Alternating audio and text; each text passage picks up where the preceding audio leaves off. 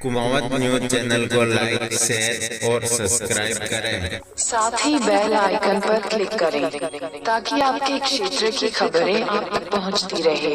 ये चलते हैं खबरों की ओर। श्री गुर्जर गौड़ ब्राह्मण महासभा का राष्ट्रीय अधिवेशन दिसंबर में। राष्ट्रीय अध्यक्ष बोले, हमें आरक्षण नहीं चाहिए, शिक्षा प्रणाली में हो बदलाव जरूरी। खबर पढ़ी जा रही है शक्ति, भक्ति, त्याग और बलिदान की पावन नगरी चित्तौड़गढ़ जिले से। चित्तौड़गढ़ में दिसंबर महीने में अखिल भारतवर्षीय श्री गुर्जर गौड़ ब्राह्मण महासभा का राष्ट्रीय अधिवेशन होने जा रहा है। यह राष्ट्रीय अधिवेशन चित्तौड़गढ़ में तीसरी बार होने जा रहा है। इस अधिवेशन में नवनिर्वाचित राष्ट्रीय अध्यक्ष ओम प्रकाश जोशी का शपथ ग्रहण होगा। साथ ही राष्ट्रीय कार्यकारिणी की बैठक भी होगी आयोजित। राष्ट्रीय कार्यकारिणी की बैठक में कई इम्पोर्टेंट प्रस्ताव भी पारित किए जाएंगे, जिन पर आगामी 5 सालों में काम किया जाएगा। हमें आरक्षण नहीं चाहिए, लेकिन शिक्षा प्रणाली में बदलाव जरूरी। अखिल भारतवर्षीय श्री गुर्जर गौड़ ब्राह्मण महासभा के राष्ट्रीय अध्यक्ष ने बताया कि समाज में सुधार हो और ब्राह्मण समाज के लोगों की आवश्यकताओं की पूर्ति हो, इसके लिए हम लगातार प्रयास कर रहे हैं। यही हमारा मुख्य एजेंडा है। इसके अलावा मेडिकल और शिक्षा के ऊपर भी जो प्रस्ताव आएंगे उसे हम पारित करने वाले हैं।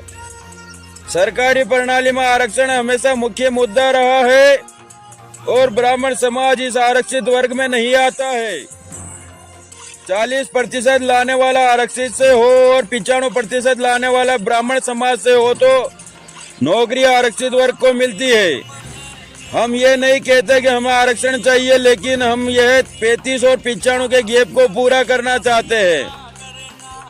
रही बात कुरीतियों की, तो ब्राह्मण समाज में अब ध्वज प्रथा नहीं है, दहेज प्रथा भी मामूली सी है।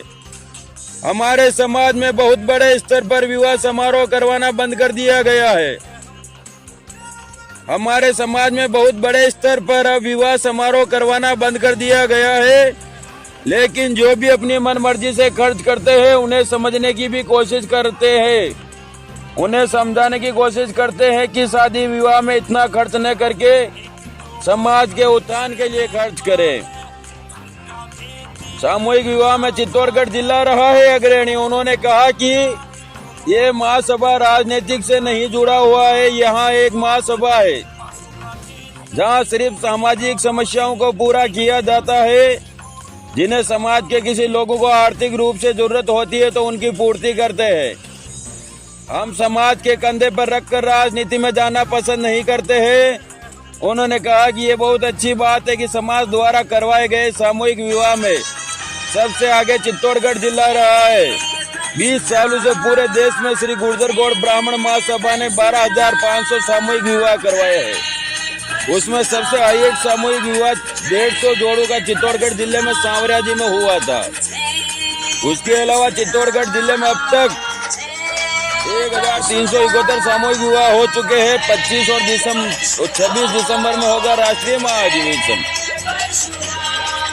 राष्ट्रीय प्रभारी ओम प्रकाश उपाध्याय ने बताया कि चित्तौड़गढ़ में 25 और 26 दिसंबर को महासभा का अधिवेशन होगा।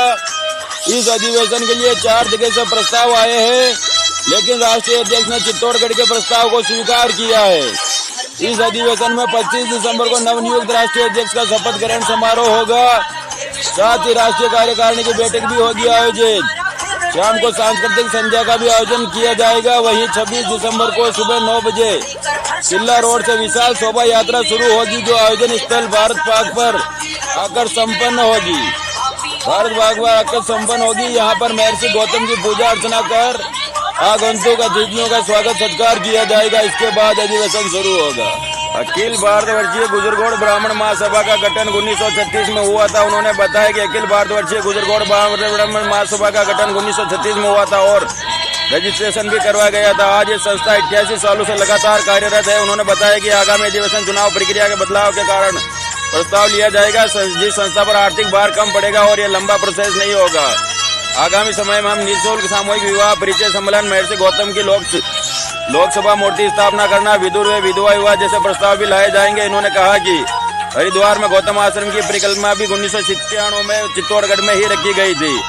आरोग्य और शिक्षा पर की ओर भी होंगे काम। राष्ट्रीय प्रधानमंत्री जय किशन पंचारिया ने बताया कि इस ओर भी कार्य किए जाएंगे।